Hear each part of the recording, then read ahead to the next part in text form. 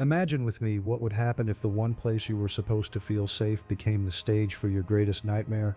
Locked doors and walls give us a sense of protection and security, creating an environment that allows us to relax and feel welcomed.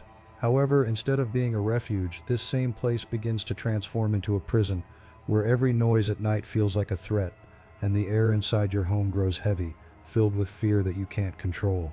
You are on the Reflections of Evil channel, and this is the story of Cindy James, a woman whose life would challenge everything we think we know about personal safety and about who or what can really protect us when the threat is inside our own house. Today we'll delve into a story that blurs the line between reality and paranoia, victim and suspect, protection and danger.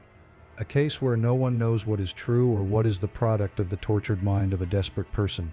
A story that will make us question what really happens when the line between psychological fear and a real threat becomes indistinguishable. And once you hear this account, you can be sure that you will never look at your own safety the same way again, because in many ways the safety we believe we have could be a complete illusion. Crimes, conspiracies, cults, serial killers, and murders, everything that feeds our curiosity for mysteries and horror stories, you'll find here. And I know that just like me, you also delight in these cases. Today we'll talk about a bizarre story full of paranoia, mystery, and confusion. A story where no one, not even those closest to her, knew if the danger was real or if the victim was deceiving herself or pretending to be a victim in search of attention. A case in which the investigators themselves were lost, not knowing if they were dealing with a real stalker or with someone so psychologically tormented that her mind began to create scenes of horror. So without further ado, let's settle in and begin this journey of mystery. Get ready to dive into this case as curious as it is tragic. Cindy James, whose real name was Cynthia Elizabeth Hack, was born on June 12, 1944, in a small town called Oliver, in British Columbia during the final months of World War II. She was born at a difficult time in history, when the world was still recovering from the horrors of war, and she came from a family of 6 children of Russian-Canadian descent, with 3 older brothers and 2 younger sisters.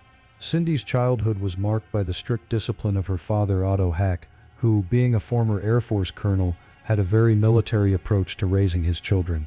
Her father's severe and imposing enforced strict rules and often used physical punishment to maintain order in his home, creating an excessively controlled environment and an oppressive atmosphere that surely left its marks on young Cindy.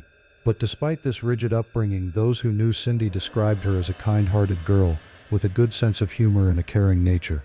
Despite the severity at home, Cindy seemed to have a resilient personality, and many of her friends and family saw her as a gentle and caring person. Her caring nature, always wanting to help others, led her to pursue a career as a nurse. After finishing high school, Cindy moved to Vancouver in 1962, at the age of 18, with the dream of becoming a nurse. She was accepted into a nursing program and began studying with impressive determination, excelling in her studies and showing a strong desire to become a professional capable of caring for others selflessly. At the age of 22, Cindy completed her training as a registered nurse and began working at Vancouver General Hospital, specializing in pediatric care, showing an uncommon dedication to the well-being of children. She quickly stood out in her job, especially when dealing with young people who faced emotional and behavioral problems. Over the years, she became a respected nurse, but her personal life, unlike her career, was far from perfect. She met and married Roy Makepeace, an older South African psychiatrist, whom she married in 1966. The marriage, however, began to crumble due to Roy's controlling and temperamental behavior, culminating in a series of emotional and even physical abuses. After 16 years of marriage and with the atmosphere of tension and violence escalating, Cindy decided to divorce Roy in 1982, at the age of 38. She wanted to start over, but little did she know the real agony was about to begin. In late September 1982, Cindy began to feel as though someone was watching her house at night, and soon started receiving obscene phone calls.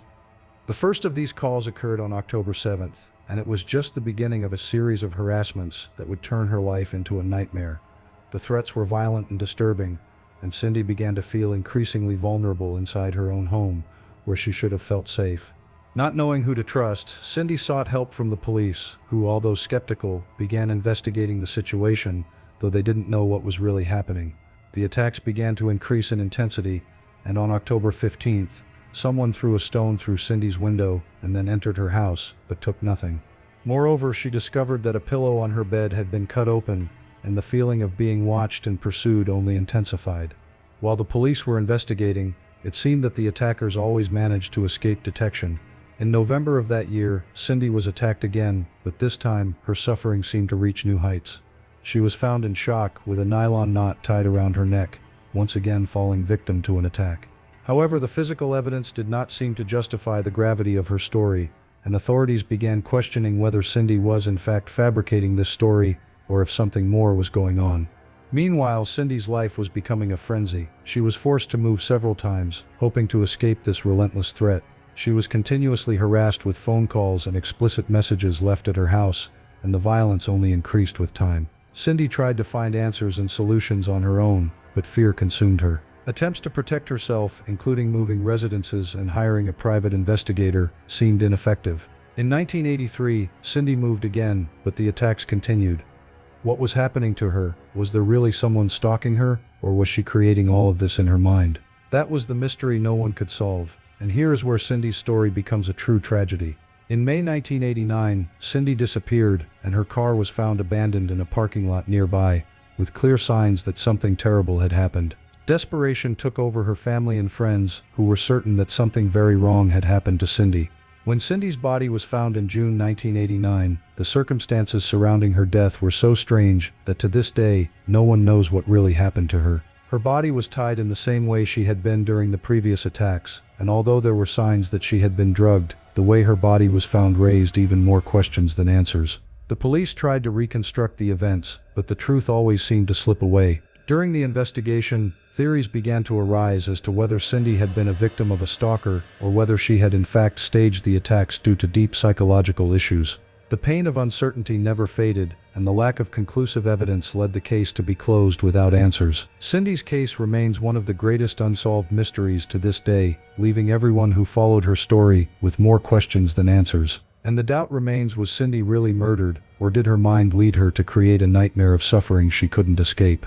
The truth perhaps will never be fully known. This story still sparks debates, with many people questioning whether Cindy was a victim of a cruel stalker or whether her mind led her to a tragic end. Whatever the answer, Cindy's case remains one of the greatest unsolved mysteries. If you were touched by this story and want to hear more about other mysteries, unsolved crimes, and unsettling investigations, don't forget to leave your like and subscribe to the channel so you don't miss an incredible video in the future.